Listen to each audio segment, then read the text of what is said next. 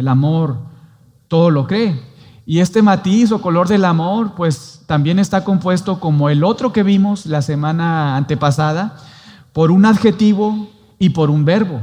Un adjetivo que muchas veces en estos casos funciona como un adverbio que modifica el verbo, ¿verdad? Pero aquí en este otro color o matiz del amor, todo lo cree, pues también está ahí un adjetivo y un verbo. Y este verbo de la misma manera es un verbo en voz activa, es decir, que representa una acción que tú y yo debemos hacer, y de la misma manera está en tiempo presente, que denota algo habitual que debemos de estar considerando y haciendo nosotros. Entonces, el amor todo lo cree, otra vez es un verbo activo que denota acción de nuestra parte y que debe ser algo habitual, un amor que todo lo cree. Pero ¿qué significa que el amor todo lo cree, verdad? Esa es la gran pregunta. ¿Cuál es el significado? ¿Qué implica esta frase, el amor todo lo cree? Debemos preguntarnos, ¿qué es lo que Dios quiso comunicarnos por medio del apóstol Pablo cuando Pablo escribe esto a la iglesia ahí en Corinto? Porque debemos recordar, hermanos, y otra vez estamos haciendo este tipo de estudios, preguntas, desarrollos, investigaciones, porque digamos que ambiente lo amerita, ¿verdad? Esta es una escuela dominical, es diferente a los sermones dominicales donde regularmente es más como una exposición directa de la palabra de Dios. Acá queremos aprovechar algunas cosas para mostrarles cómo hacer los estudios en la palabra, cómo hacer estudios de palabras, qué es lo que debemos de considerar, las preguntas que debemos de hacerle al texto, ¿verdad? Entonces, que el amor todo lo cree, debemos de preguntarnos qué significa eso. Pablo, ¿qué quisiste decir, verdad? ¿Qué significa esta frase? ¿Qué es lo que implica? ¿Qué nos quiso comunicar Dios? Porque debemos recordar que la palabra de Dios tiene un solo significado o varios significados. ¿Qué piensan? Uno solo, ¿verdad? Lo hemos dicho varias veces. La palabra de Dios no tiene muchos significados. Acá no estamos para preguntar, a ver, los de este lado, ¿qué significa para ustedes la palabra de Dios? Y allá la raza de sol, ¿verdad? Los del sonido, ¿qué significa para ustedes? Y entonces, en base a toda la opinión de todos, juntar la opinión y entonces sacar una sola definición. Eso no es lo que debemos de considerar o prestar atención, sino más bien es ir a la palabra de Dios y entonces prestar atención a lo que Dios ha establecido. Y con la mente que Dios nos ha regalado, ¿verdad? La capacidad para razonar y para investigar. Entonces tomar todas estas herramientas que les hemos platicado y dado a conocer para encontrar en la palabra de Dios, y no solamente ni puntualmente en las letras, párrafos o frases, sino que en lo que el autor quiso comunicar, en su argumentación, ¿verdad? Y entonces poder conocer cuál es el verdadero y único significado de la palabra de Dios. Y ya que lo obtuvimos, ahora sí, ¿esto cómo lo aplico? Porque ahí sí, hay muchas aplicaciones, ¿verdad? Un solo significado, pero muchas aplicaciones. Por ejemplo, esto, el amor todo lo cree, tiene una aplicación muy distinta para un niño de 8 años que para una persona que está casada, para un matrimonio. Es diferente para una persona que tiene 80 años y puede ser diferente también para otro que tiene 15 años. Hay muchas aplicaciones en función a las edades, a los contextos, a los ámbitos en los que nos movemos, pero el significado es uno solo. Entonces debemos de preguntarnos qué es lo que significa, qué es lo que quiso comunicar Pablo cuando nos dice ahí que el amor todo lo cree. Porque, hermanos, aunque la palabra, la escritura, es la inspirada por Dios, ¿verdad? Es decir, es la que Dios exhaló. Eso significa, cuando vemos ahí 2 de Timoteo 3:16, toda la escritura es inspirada por Dios, toda la escritura es exhalada por Dios. También es cierto que Dios ha utilizado a hombres para moverlos, cargarlos en un sentido y que ellos puedan escribir lo que Dios exhaló, lo que Dios quiso comunicar. Entonces, por eso debemos de tener en nuestra mente cuando vamos a la palabra de Dios, esto es la palabra de Dios, es lo que Dios quiso comunicar. Pero Dios utilizó a hombres para escribir su palabra. Entonces, por eso debemos de prestar atención a lo que Pablo, Pedro, Juan, David, todos ellos quisieron comunicar en base a sus narrativas, en base a sus libros poéticos o a sus epístolas, a sus cartas. Debemos de preguntarnos. Por eso nos cuestionamos, Pablo, ¿qué quieres decir aquí? El amor todo lo cree.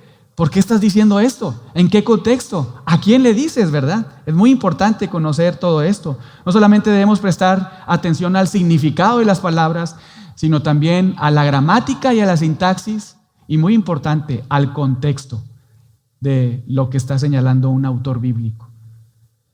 Debemos de pensar y razonar y observar qué es lo que ha estado argumentando Pablo y qué es lo que está diciendo. Entonces, ¿qué significa que el amor todo lo cree?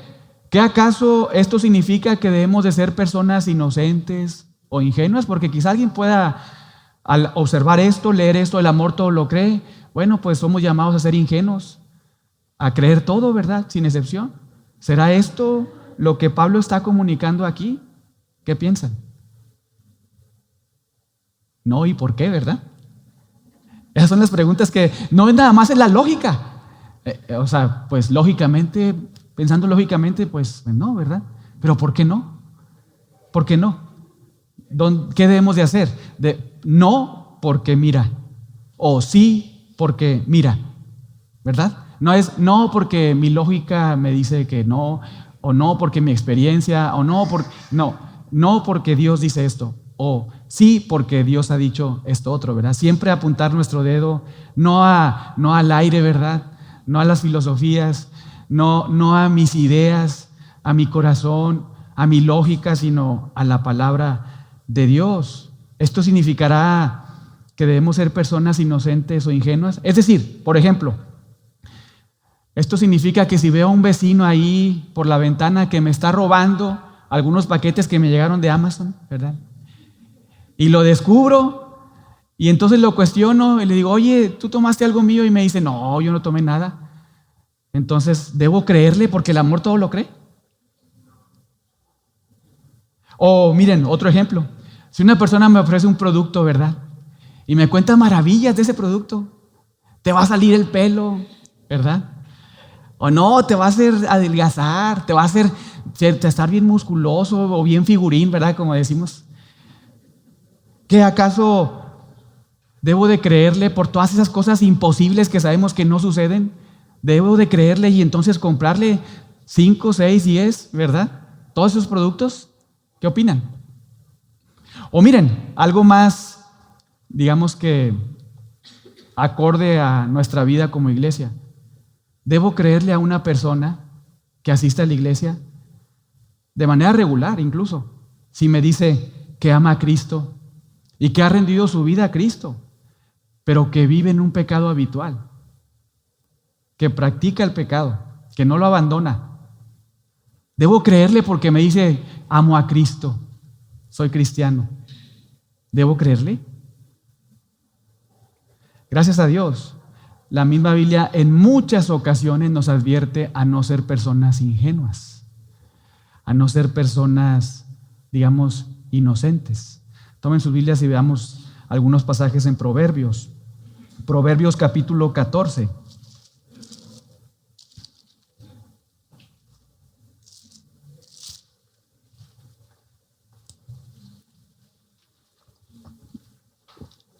Entonces recuerden que le pregunté a Pablo, ¿verdad? O le preguntamos, Pablo, ¿qué significa que el amor todo lo cree? Esa fue la pregunta que le hicimos. Y entonces también le dijimos a Pablo, Pablo, ¿acaso esto es que debo ser inocente, ingenuo? Entonces, no Pablo, ¿verdad? Pero Dios con su Biblia nos anima a pensar si debemos ser o no debemos ser personas inocentes o ingenuas. Proverbios capítulo 14, verso 15. Vamos a tomar nuestro dedo e ir a la palabra de Dios y ver qué es lo que Dios nos dice acerca de los simples, de los ingenuos. Proverbios 14, verso 15. Vean ahí lo que señala la Biblia. El simple, y cuando dice ahí simple, es el ingenuo, el que carece de sabiduría. El simple, ¿qué cosa? Todo lo cree. Entonces pareciera ser que sí, ¿verdad? Entonces sí, Pablo, debo ser un simple. No, pero vamos a continuar leyendo. Mas el avisado o el prudente mira bien sus pasos. ¿Qué quiere decir eso? Pues que el ingenuo, el inocente, todo lo cree, y al creerlo todo sin filtrarlo, entonces se descuida, ¿verdad?, en su forma de vivir. Es un descuidado. Probablemente se tropieza de manera muy seguida, porque todo lo cree, sin filtrarlo, ¿verdad? Pero el avisado, el prudente, mira bien sus pasos. O sea, no lo cree todo, sino escucha, ¿verdad? Y entonces considera y piensa, ¿será eso adecuado? ¿Será eso correcto? ¿Será eso sabiduría divina, es decir, sabiduría de Dios? ¿O es algo que proviene de otro lado? Porque el avisado, el prudente, el sabio, es el que mira bien sus pasos, ¿verdad? Entonces el simple, pues es el que todo lo cree, todo lo acepta. Como le hemos dicho ahí con los jóvenes, porque estamos estudiando Proverbios precisamente, y muchas veces habla del sabio y del simple. El simple es aquel que es como el open mind, ¿verdad? Todo come, todo acepta, a todos tolera, todo está bien, ¿verdad? Ese es el simple, el open mind, el que tiene la mente abierta y dice sí, está bien. Entonces, aquí Dios nos dice, el simple todo lo cree, pero no mira bien sus pasos, ¿verdad? Es un ingenuo. Pero el sabio, el prudente, mira bien sus pasos. Vean ahora el 18 ahí mismo. Dice, los simples heredarán necedad. ¿Por qué? Porque todo lo creen. No miran bien sus pasos. Entonces, ¿cuál es el resultado de una persona simple, inocente, que todo lo cree sin filtrarlo? Bueno, pues que sus pasos lo van a dirigir a la necedad. Mas los prudentes, sigue estando haciendo esa comparación, sabios, prudentes, simples, ingenuos, mas los prudentes se coronarán de sabiduría. Muy lindo, ¿verdad? Ahora vayan a Proverbios 22. Proverbios 22, verso 3. Proverbios 22, verso 3. Dice ahí, el avisado, que es lo mismo, el sabio ve el mal y se esconde. Ese es el sabio. Observa, está pensando, razonando, prestando atención a sus pasos, a lo que sucede a su alrededor, ve el mal y se esconde, se aparta, ¿verdad? Pero los simples pasan y reciben el daño, porque para ellos todo está bien, ¿verdad? ¿Lo recuerdan? Todo lo creen, todo lo pasan, no hay filtros, todo dicen sí, sí, sí. Entonces, cuando ven el mal, pues es como si estuvieran viendo cualquier cosa, ¿verdad? No tienen discernimiento, todo lo creen. Y en últimas lo que reciben es un daño muy, muy fuerte. Estos pasajes para nuestros propósitos de hoy, Proverbios 14:15, 18 y 22:3, son muy instructivos, porque con esto aprendemos que las personas que son ingenuas, que son inocentes, al creer todo y a todo sin filtrarlo, pues acarrean consecuencias muy graves para sus vidas, ¿verdad? Se tropiezan. Y debido a esto, a todo el consejo de Dios, ¿verdad? El amor, todo lo cree, que menciona Pablo ahí en 1 Corintios 13, verso 7, no puede significar que seamos personas ingenuas, inocentes, que creamos todo y a todos sin excepción y sin filtrarlo. De hecho, la Biblia nos anima a no ser de esta manera. Nos instruye que seamos personas sabias y entendidas. Vamos a ver otros pasajes. Ahí mismo, en Proverbios 14, pero ahora el verso 16. Vean cómo se nos anima por parte de Dios a ser sabios. Verso 16. El sabio teme y se aparta del mal, mas el insensato se muestra insolente y confiado. Somos animados, ¿verdad?, a ser personas sabias, a ser personas que nos apartamos del mal. Incluso en nuestro Nuevo Testamento vemos esta práctica en la vida del primer siglo, en la iglesia, pues que Dios estaba formando en distintos lugares, en distintas regiones. En Hechos 17 vemos a unas personas que eran no inocentonas, ¿verdad? No hay open minds, ni siquiera en la iglesia. Eran personas muy sabias, muy prudentes, porque ahí Lucas nos dice algo muy particular respecto a ellos. que eran diferentes a los de Tesalónica, los de Berea. Hechos 17:11 dice: y todos estos eran más nobles que los que estaban en Tesalónica. ¿Por qué eran más nobles? Porque recibieron la palabra con toda solicitud. Es decir, estaban escuchando los sermones, ¿verdad? Las predicaciones, las enseñanzas, las recibían como palabra de Dios con toda solicitud, pero escudriñaban cada día las Escrituras para ver si estas cosas que les estaban enseñando, ¿verdad?, eran así. Entonces, en la vida de la iglesia somos llamados a ser de esta manera, personas sabias. No creer todo lo que las personas, sea quien sea, ¿verdad?, los pastores, de cualquier persona que se pare aquí en un púlpito o en un salón de clases o donde sea, ¿verdad?, y comer todo. Pensar, no, pues es el pastor, no es el maestro de escuela dominical, no es un líder ahí, comer todo. No, nosotros debemos de ser como los de Berea, nobles, en el sentido de que estamos solícitos, ¿verdad?, dispuestos a escuchar la palabra de Dios, porque aquí está la palabra de Dios. Venimos con humildad, estamos solícitos para recibir lo que Dios quiere comunicarnos, pero no estamos desconectados de nuestra mente. No comemos todo así sin filtrarlo, sino que escudriñamos bien, pensamos y consideramos lo que se nos está enseñando y vamos a la palabra de Dios para comprobar si verdaderamente la enseñanza es una enseñanza bíblica, ¿verdad? Somos llamados a ser sabios en la iglesia, incluso en Primera de Juan. Vayan a Primera de Juan capítulo 4. Somos llamados a identificar a los falsos maestros. Somos llamados a identificar la falsa doctrina. Primera de Juan capítulo 4 verso 1. Nos dice Juan ahí, Primera de Juan capítulo 4 verso 1: amados, no creáis a todo espíritu. Y la idea es a toda persona. No seas un open mind, ¿verdad?, en términos de nuestro estudio de esta mañana. No seas un noble, o sea, un ingenuo, ¿verdad?, un inocentón. No seas de esta manera. No creas a toda persona, a todo espíritu, sino prueba los espíritus.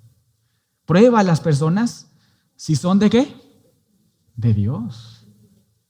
Prueba a las personas, comprueba sus vidas, observa, escucha lo que están enseñando. Porque muchos falsos profetas han salido por el mundo. Y con los hombres, creo que no sé si fue esta semana, la anterior, estuvimos estudiando Primera de Timoteo. Y ahí Pablo le recuerda a Timoteo, que en esa época era pastor en Éfeso, junto con otros, le recuerda la necesidad durante toda su carta, en 3 ocasiones, de prestar atención a los falsos, porque probablemente había pastores, maestros, ancianos en esa iglesia en Éfeso en ese momento que estaban enseñando el error. Y 3 veces durante la carta, al inicio, en medio y al final, Pablo le dice a Timoteo, el pastor Timoteo de Éfeso, uno de los pastores: ten cuidado con esos falsos. Incluso señala a 2, a Himeneo y a otro más, ¿verdad? Los señala por su nombre. Y eso debemos de procurar hacer, ¿verdad? No ser personas ingenuas, inocentes, que todo comemos, que todo lo creemos, ¿verdad?, sino que probamos. Todo es muy claro. Dios, por medio de diferentes autores, nos anima a ser sabios y no ingenuos. Por todo esto, una vez más, 1 Corintios 13, verso 7, cuando dice Pablo ahí que el amor todo lo cree, no puede significar o implicar que creamos todo sin filtrarlo, ¿verdad?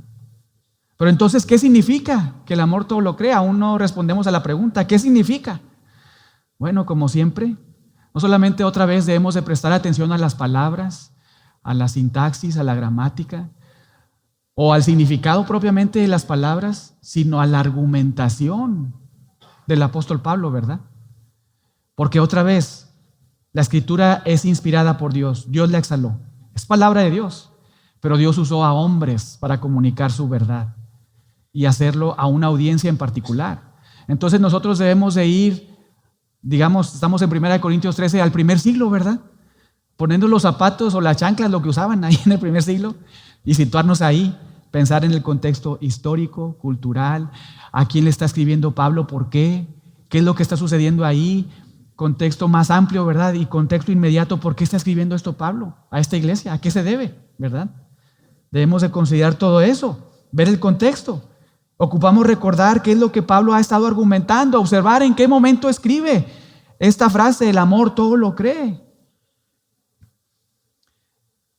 Necesitamos prestar atención, por ejemplo, que antes de decir todo lo cree, ¿qué es lo que dijo? Un color o matiz antes del amor. ¿Todo lo qué? Todo lo sufre, ¿verdad? ¿Y eso qué significó? ¿Se acuerdan? ¿Qué implicaba eso? Todo lo sufre. ¿Todo lo qué? ¿Lo qué? Lo cubre, ¿verdad?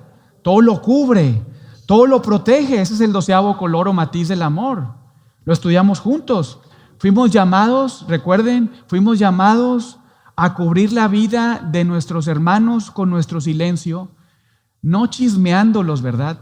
No difamándolos cuando ellos hicieron algo contra nosotros que nos afectó o nos incomodó, y debemos hacerlo pasando por alto pecados no habituales, ¿verdad?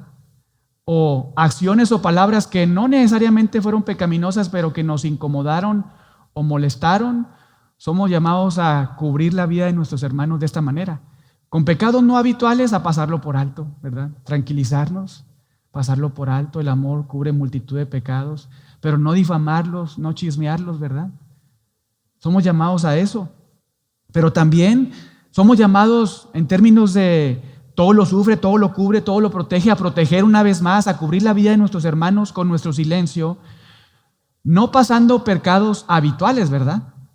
Cuando es un pecado habitual, continuo y no arrepentido de una persona, entonces no somos llamados a pasarlo por alto. Sí, podemos cubrir y somos llamados a proteger la vida de nuestros hermanos al no difamarlos, al no chismearlos, pero no pasarlo por alto, sino lidiar con esa situación, ¿verdad? Para eso fuimos a un pasaje muy bonito que estaba en una de las cartas de Pablo. ¿Alguien lo recuerda? Gálatas 6, ¿lo recuerdan? Pasaje hermoso donde pudimos ver Gálatas 6, versos 1 y 2, cómo es que somos llamados a practicar un amor que todo lo sufre, todo lo cubre, todo lo protege. Cuando hay un pecado habitual de una persona en nuestra contra, no chismearlo, no difamarlo, pero lidiar con esa situación, con el hermano, ¿verdad? De manera muy amorosa, muy humilde, considerándonos a nosotros que podemos estar ahí, ¿verdad? Con paciencia, con mansedumbre, con el objetivo, ¿se acuerdan? De restaurar a nuestro hermano, ¿verdad? Esa es la idea.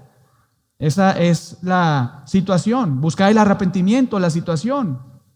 Y es en ese contexto de 1 Corintios 13, verso 7, que el amor todo lo sufre, considerando todo esto que les acabo de decir como recordatorio. Es en ese contexto que ahora Pablo continúa y dice, el amor, ¿qué cosa? Todo lo cree. Es muy importante considerar, vean, qué es lo que viene antes. Simplemente una frase antes. El amor todo lo sufre, el amor todo lo cubre, todo lo protege, ahora el amor todo lo cree. Y el punto es este, cuando Pablo escribe el amor todo lo cree, según el contexto, el amor todo lo cree, apunta que debemos ser personas que creemos o pensamos lo mejor de otros.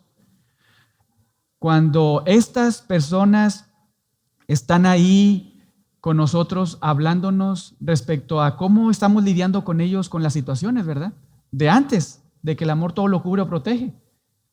Cuando estamos ahí lidiando con esta situación y estamos considerando y pensando con la otra persona, ¿verdad? De ese pecado habitual que vino en nuestra contra o esa cosa que nos incomodó y molestó, y la otra persona nos dice, mira, esto pasó así por esto y por esto. Somos llamados ¿a qué? A creer. A creer. A darle el beneficio de la duda, ¿verdad? A pensar todo lo bueno, no a pensar todo lo malo. No debemos de juzgar anticipadamente. No somos llamados a no creer, sino a creer. Todo lo crees. No sospechas más de lo que ya te dijo, ¿verdad? La otra persona. No piensas más mal de lo que te hizo. Si ya te dijo perdón, ya te aclaró el punto. Entonces, ¿todo lo qué? Todo lo crees. El amor todo lo cree. Se observa cuando otra vez otorgas el beneficio de la duda a otras personas. Es decir, no eres rápido para juzgarlos, sino más bien todo lo crees. No estás sospechando, ¿verdad?, de las personas. hasta tener todos los elementos necesarios para emitir un juicio adecuado. Y somos honestos, somos usualmente de la otra manera. Sospechamos mucho, tomamos en cuenta mucho nuestras ideas que nosotros mismos, ¿verdad?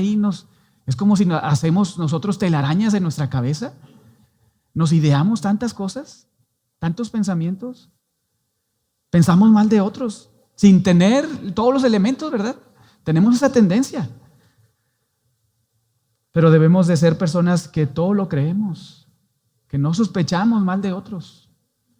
Otra vez, hasta tener los elementos en las manos que nos hagan comprobar si una persona actuó bien o mal. Pero mientras tanto pensamos lo mejor, todo lo creemos.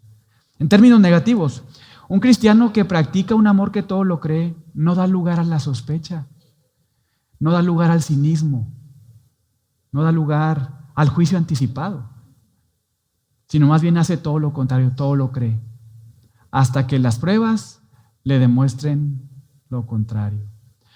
Hace lo que Pablo nos enseña ahí en Filipenses 4, verso 8.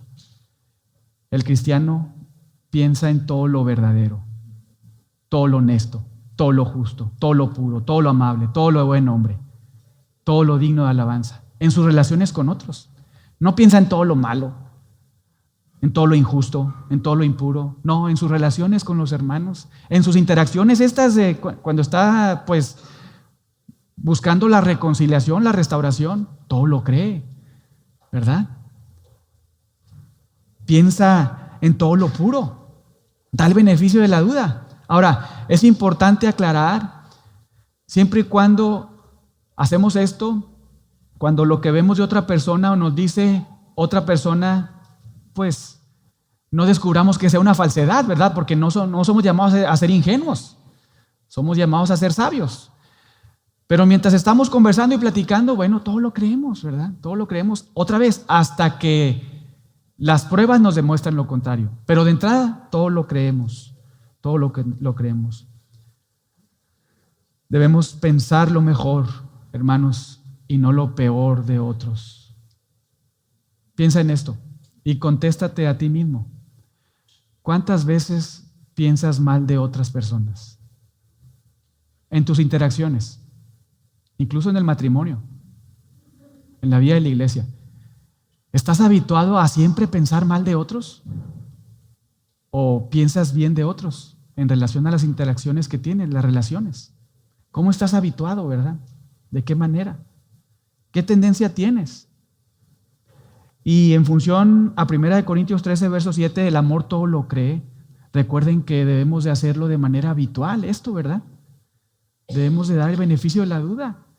No estar dudando, debemos practicarlo así de manera muy puntual.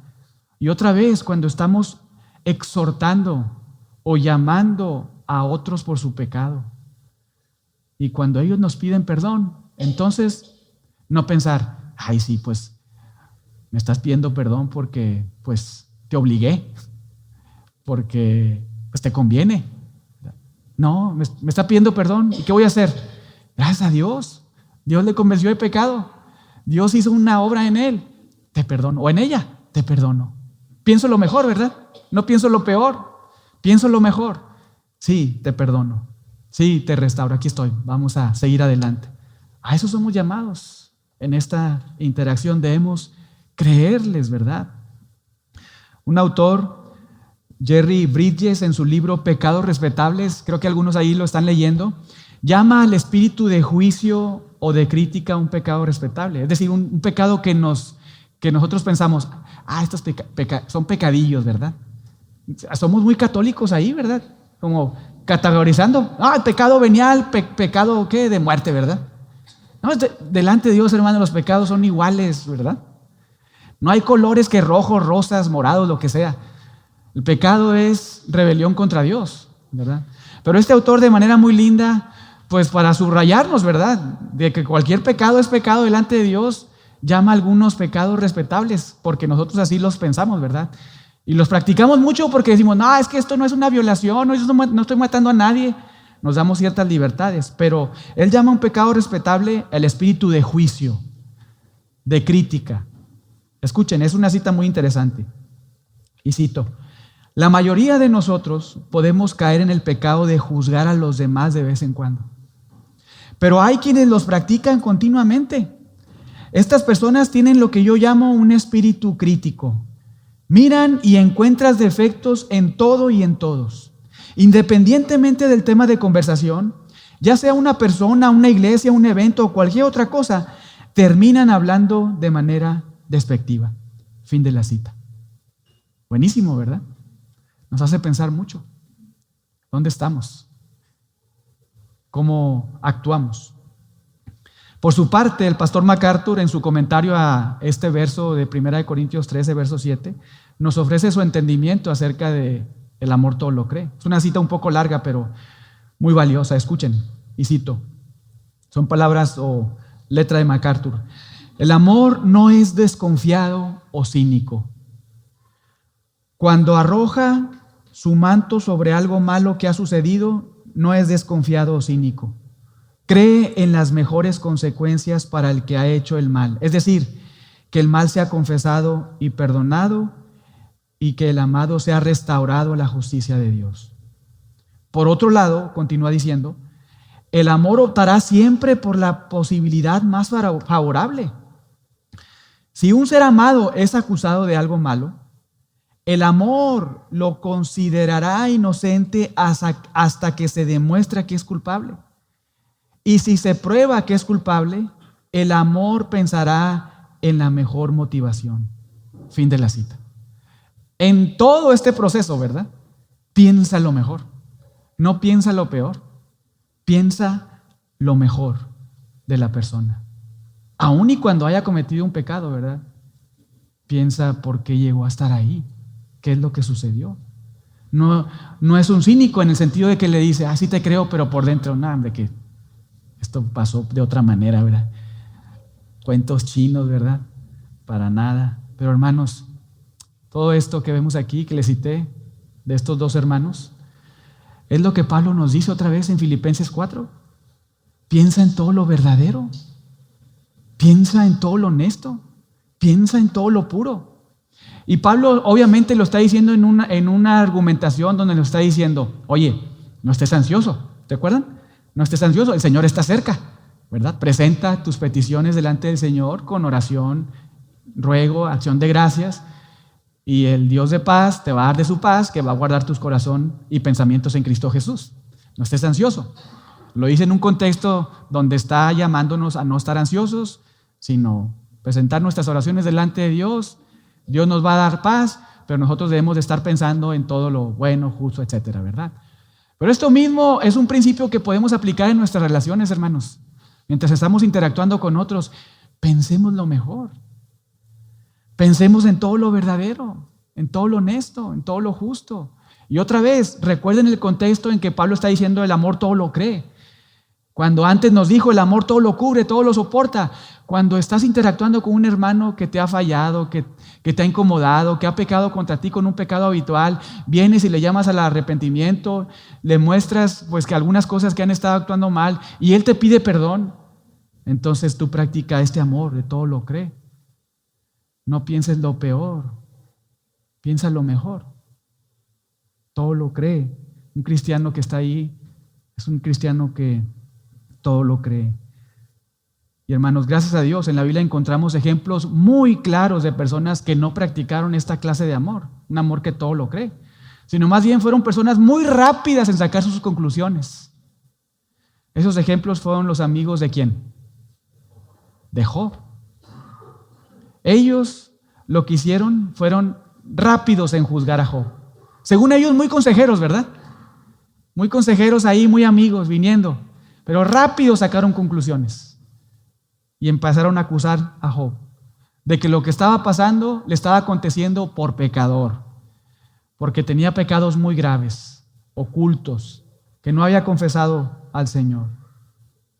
Y lo hicieron, escucha esto, sin darle el beneficio de la duda a Job, sin ni siquiera darse el tiempo para investigar, ¿verdad? Aunque sea un poquito de la vida de Job, de lo que había pasado con su vida. Fueron rápidos y pensaron lo peor de su amigo.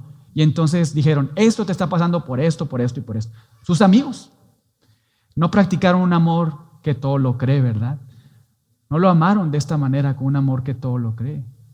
Y lo sabemos, ¿Job sufrió lo que sufrió por su pecado? No, ¿verdad? De hecho, ahí en Job 1:8, Dios dice unas palabras lindísimas acerca de Job. Dios dice, Job es varón perfecto y recto. Job es temeroso de Dios. Job es apartado del mal. Entonces, nada de lo que estaba pasando en la vida de Job era causa de su pecado, ¿verdad? Pero sus amigos, rápido en sacar conclusiones, rápido en empezar mal de Job. Pregunta, hermanos, ¿cuántas veces estamos ahí en nuestra vida de la iglesia pensando mal de otros? Simplemente en nuestras relaciones o conversaciones. Y otra vez, cuando estamos en la restauración, ¿verdad? Procurando la restauración, pensamos muy mal. Estamos muy habituados a eso. Pero vean cómo Dios es lindo, ¿verdad? ¿Qué es lo que quiere que se observe en su casa? Un amor que todo lo cree. Un amor que está ahí. La Biblia nos advierte que debemos evitar esta conducta. Vamos ahí a Proverbios 16:27.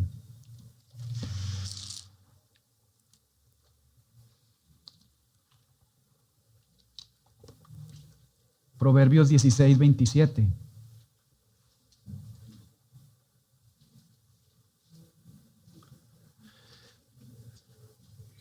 Proverbios 16:27 dice ahí, el hombre perverso cava en busca del mal. Muy interesante. Lo voy a volver a leer. El hombre perverso cava en busca del mal. Y en sus labios hay como llama de fuego. En otras palabras, el hombre malvado, el hombre impío, el hombre perverso, es aquel que siempre está buscando el mal en otros. Ese es el hombre perverso. Siempre, en todo momento, está habituado para estar buscando el mal en otros.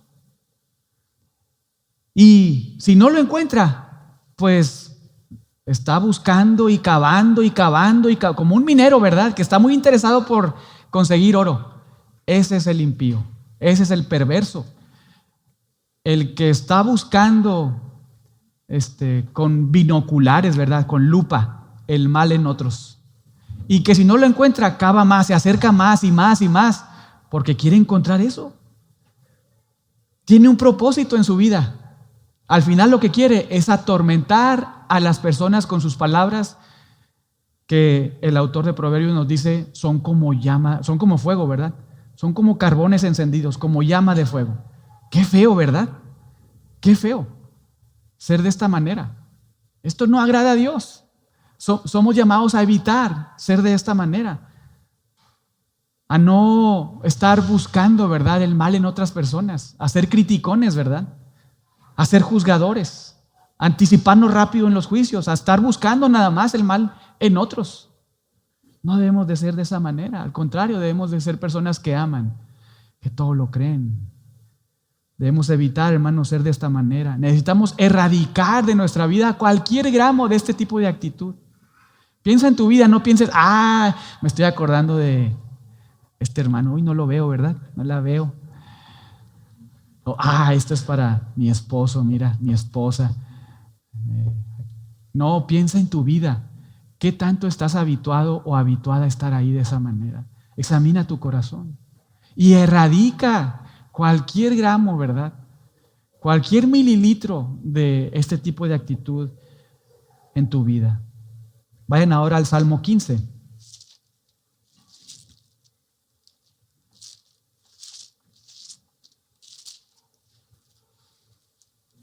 Este salmo nos va a ayudar, David nos va a ayudar a pensar en lo que Dios desea o no desea. Vean ahí el verso 1, cómo comienza. Salmo 15, verso 1. Jehová, ¿quién habitará en tu tabernáculo? ¿Quién morará en tu monte qué? santo. ¿Quién podrá estar delante de Dios? Es la idea. ¿Quién podrá presentarse delante de Dios? Un Dios santo que habita en santidad, que Juan nos dice, no hay ninguna tinieblas en él. ¿Quién podrá estar delante de él? Verso 2. En términos positivos, el que anda en integridad, el que hace justicia, el que habla la verdad en su corazón.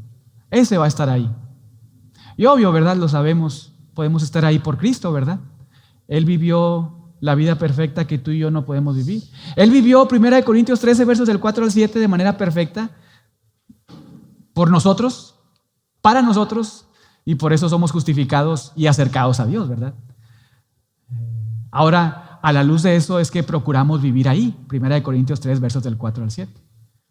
Pero si estamos delante de un Dios santo que habita en la santidad, es gracias a Cristo, ¿verdad? Pero ¿quién va a poder entonces interactuar con un Dios santo que habita en la santidad? El que ha sido justificado por Cristo, pero el que también, a la luz de eso, está habituado a vivir ¿en qué? En integridad. El que practica la justicia, el que habla verdad en su corazón. Pero también en términos negativos se nos enseña quién puede estar ahí interactuando con un Dios santo. En términos negativos, el que no calumnia con su lengua. ¿Qué significa eso? ¿El que no qué? Habla mal, chismea, difama.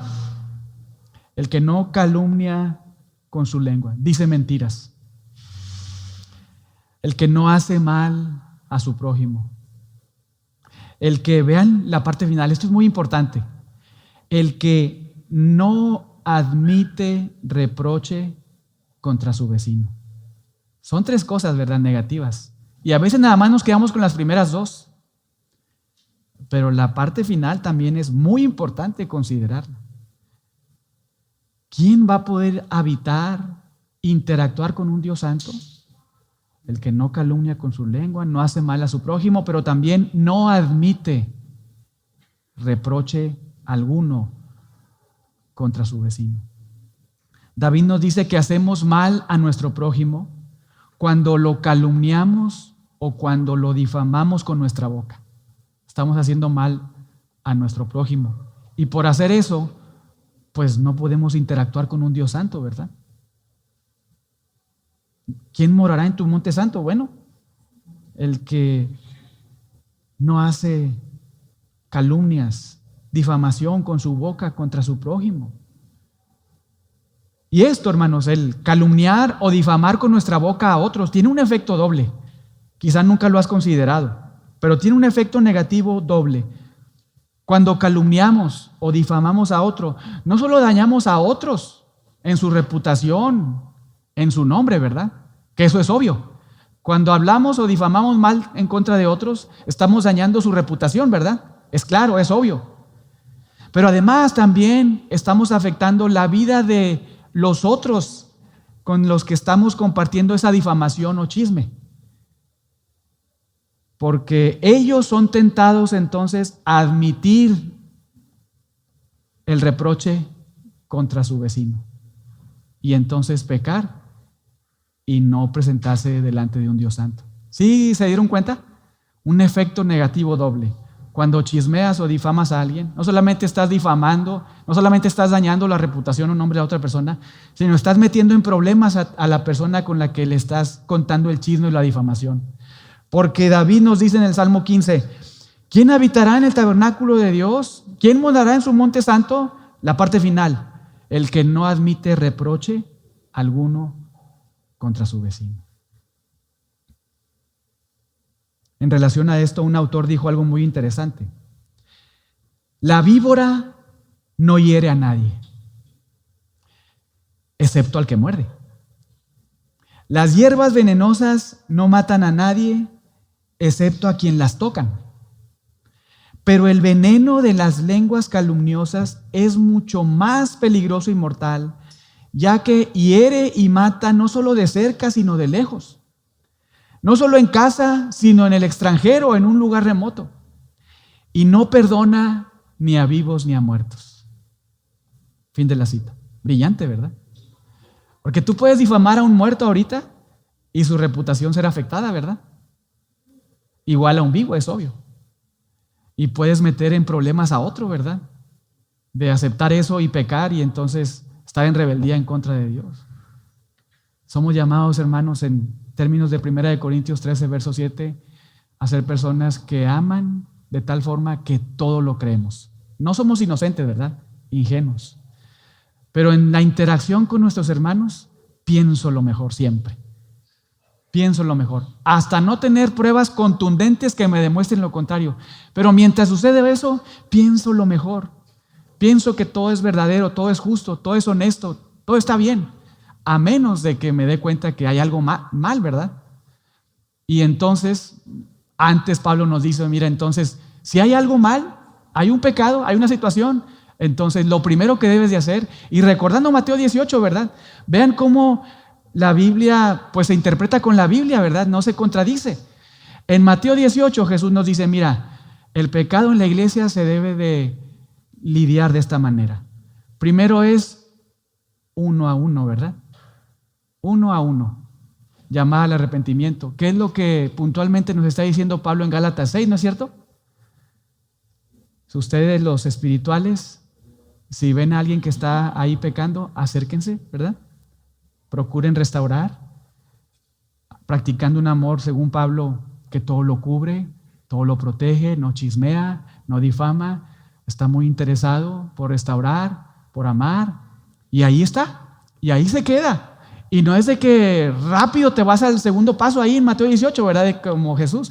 Y no estás ahí llamando al arrepentimiento, estás procurando la restauración. No rápido corres al segundo, ¿verdad? Quizás sea bueno en alguna escuela dominical hablar acerca de este tema.